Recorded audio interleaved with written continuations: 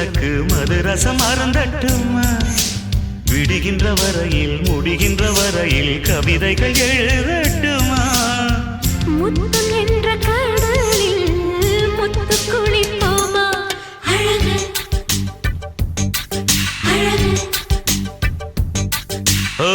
நீ நடந்தால் நடையழகு அழகு நெருங்கி வரும் இடையழகு அழகு